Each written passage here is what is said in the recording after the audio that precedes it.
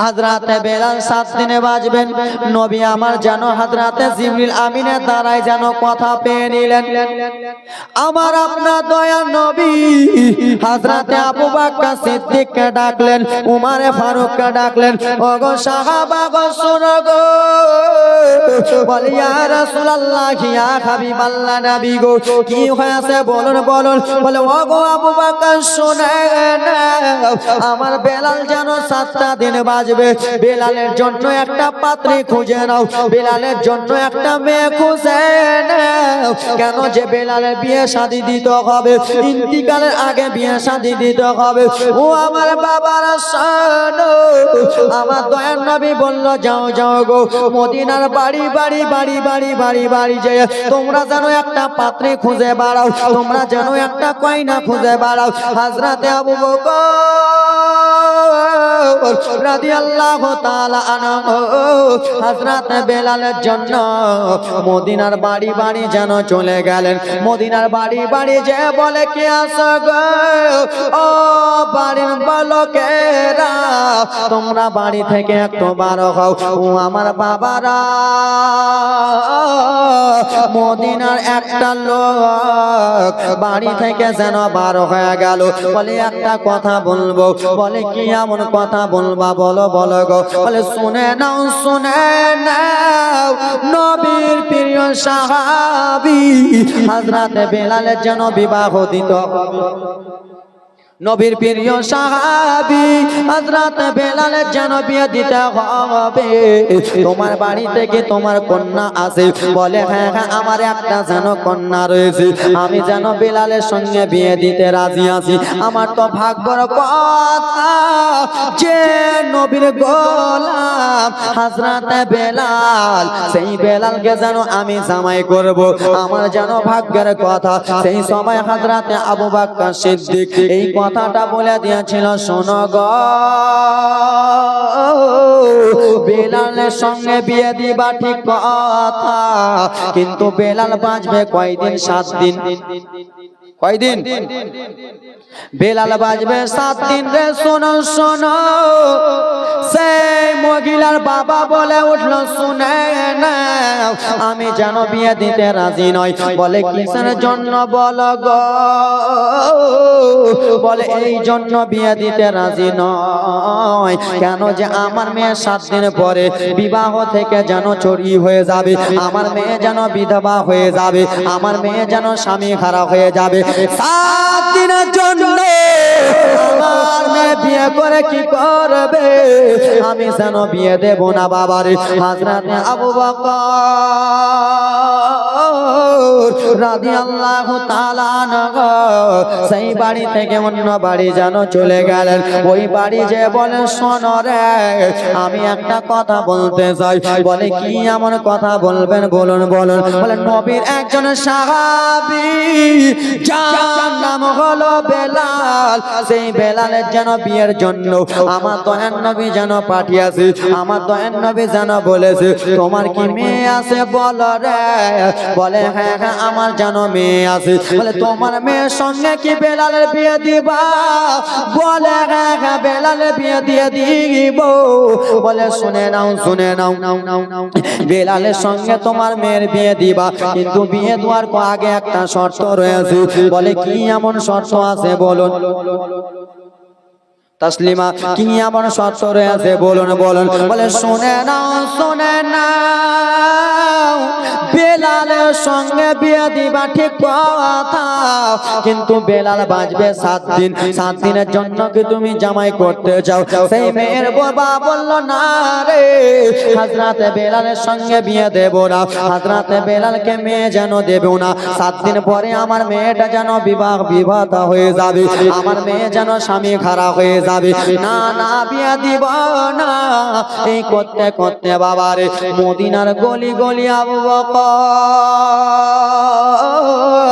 উমরে ফারুক যেন মদিনার গলি গলি বার হয়। একজন লোককে ডাকলো, ও বলে আমি মেয়ের বিয়ে দিয়ে দেব। সেই লোকটাকে যেন আবার বলল হযরতে বেলাল যেন 7 দিনে বাঁচবে। বলে না না না বিয়ে দিব না, আমার মেয়ে 7 দিন পর তো যেন স্বামী খারাপ হয়ে যাবে।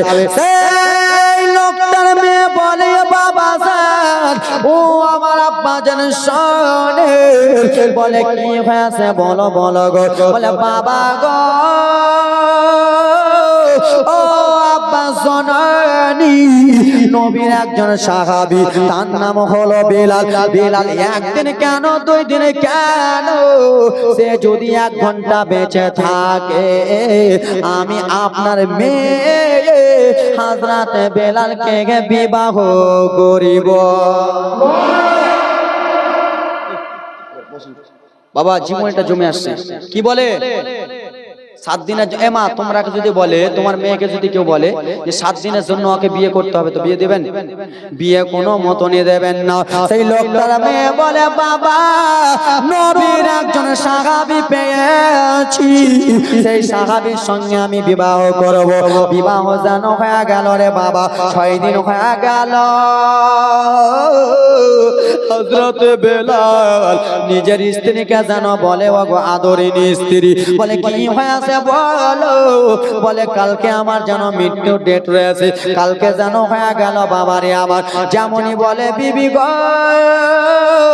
আজকে আমার মৃত্যু ডেট হয়ে গেছে আজকে যেন আমি মৃত্যু বরণ করব ওরে বিবি বাড়ি থেকে অন্য বাড়ি থেকে একটু আটা নিয়ে এসো আটা নিয়ে এসে আমাকে 7টা রুটি পাকিয়ে দাও কটা কটা বাবা জীবনী জমে আসবে দেখেন একটু পরে জীবনী জমে আসবে হযরত বেলাল কয়দিন পরে মারা যাবে কতদিন 7 দিন হয়ে গেছে 7 দিন পূর্ণ হয়ে গেল বলে ওরে বিবি শুনে নাও পাড়া পড়শের মহিলার বাড়ি থেকে একটু আটা নিয়ে এসো আটা নিয়ে এসে 7টা রুটি পাকাও কটা 7টা রুটি পাকাও হযরত বেলালের স্ত্রী যেন 7টা রুটি পাকালেন আর 7টা রুটি যেমনই পাকা হয়েছে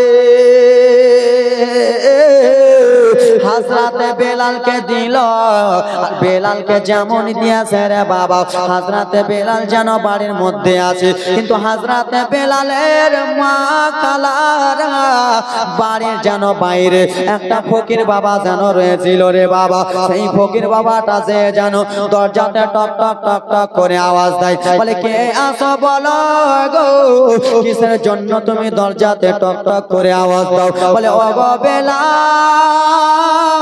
আজ কয়েকদিন ধরে খাই নাই তোমার কাছে যদি কিছু থাকে রে বেলাল তুমি আমাকে একটু দিয়া দাও তোমার কাছে কিছু খাওয়ার থাকলে তুমি যেন দিয়া দাও হযরত বেলাল যেন পারওয়া করলেন না হযরত বেলাল যেন খাওয়ার পারওয়া করলেন না হযরত বেলাল যেন 7টা রুটি সেই ফকির বাবাকে দিয়া দিলেন ফকির বাবা যেন হযরত বেলালের গেটে বসে গেলেন কোথায় এবার দেখো রাজের জীবনীটা হযরত বেলালকে 7টা রুটি ফকিরকে দান করলেন কাকে যেমনই দান করেছেন রে বাবা ফকির বাবা যেন হযরত বেলালের গেটে যেন বসে গেছেন রে বাবা আর যেমনই গেটে বসেছে 7 দিন পূর্ণ হয়ে গেল আল্লাহ তাআলার ফেরেশতা হযরত ইসরাইল আলাইহিস সালাম হযরত বেলালের জান কবজ করতে আসবে কি করতে আসবে জান কবজ করতে আসবে রে মায়েরা হযরত বেলালের ফকিরটা বারান বেরাদার মুসলমান গেটে বসে যেন রুটি খায় রে বাবা খাওয়া অবস্থায় কাউকে মারতে হয় না মারতে হয় আপনি যদি খান তো আপনাকে জেলের পুলিশরাও কিছু বলবে কেউ কিছু বলবে খাওয়া অবস্থায় কেউ কিছু বলবে আপনি যদি 1 ঘন্টা ধরে খান তাও কেউ কিছু বলবে না এ ব্রাদার মুসলমান আমার ফকির বাবা যেন রুটি খাচ্ছেন গেটে ভরে বসে বসে বাবা গো আমার হযরত ইসরাইল আলাইহিস সালাম বলে সরে যাও আমাকে বেলালের জানটা কবজ করতে দাও হযরত বেলালের 7 দিন যেন পূর্ণ হয়ে গেছে সেই সময় ফকির বাবা বলেছিল শোনো রে তুমি কি জানো না খাওয়া অবস্থায় কাউকে ডিস্টার্ব দেওয়া যায় না কি খাওয়া অবস্থায় কাউকে ডিস্টার্ব দেওয়া যায় না এই কথাবার্তা যেন চলতেছে রে বাবা বলে শোনো শোনো আমার আল্লাহর অর্ডার বলে আমার আল্লাহর অর্ডার হতে এটা রয়েছে, কেউ কাউকে যদি খাওয়ার খায় তাকে কোনো সময় যেন ডিস্টার্ব দেওয়া যায় না। হযরতে বেলালের যেন সেই সময়টা জান যেন কবজ হলো না। বলে চলে যাও চলে যাও, যেখান থেকে এসেছো সেখান থেকে চলে যাও। কেন বেলালের জান কবজ করা যাবে না? বলে আল্লাহ তাআলা পাঠিয়েছে, তোমার রুটি খাওয়া হবে তারপরে আমি জানটা কবজ করব। সেই ফেরেশতা যেন আল্লাহর কাছে চলে গেলেন। আল্লাহর কাছে যে বলে রব্বুল আলামিন, ও পাক পরওয়ারদিগারে আলাম, ওগো আল্লাহ, বেলালের জানটা কেমন করে কবজ করব? বলে কেন কেন গো? বলে বেলালের গেটের সামনে একটা ফকির বাবা যেন বসে রয়েছে, সেই ফকির বাবাটা যেন রুটি খাইতেছে। বলে আবার তুমি যেন চলে যাও। হযরত ইসরাইল আলাইহিস সালাম রে বাবা আবার যেন চ করে চলে এলেন। তাও দেখে ফকির বাবা গো হযরত বেলালের গেটের সামনে রুটি খাচ্ছেন। জোরে বলুন সুবহানাল্লাহ। ফকির বাবা কি খাচ্ছেন? গেট দিয়ে ঢুকবে, রুটি খাচ্ছেন। বাবারে আমার ফকির বাবাকে বলে সর, তোমায় তাড়াতাড়ি করে রুটিটা খাও, হযরত বেলালের জানটা কবজ করব। সেই সময় ফকির বাবা বলেছিল, শোনো, আমি এখনো 40-50 বছর 70 বছর এখানে বসেই বসেই রুটি খাবো। কি খাবো? এখানে রুটি খাবো। আর রুটি খাওয়া অবস্থায় ডিস্টার্ব করা যাবে না, চলে যাও, ভাগো। বাবারে আমার জানটা যেন বেঁচে যাবে রে বাবা, এই কথাবার্তা চলতেছে জানো। আবার সেই ফকির বাবা রুটি যেন খাই রে মা, রুটি যেন খেতে থাকে। আমার আল্লাহর কাছে যেন দোয়া করতে লাগলেন ফকির বাবা, আল্লাহ গো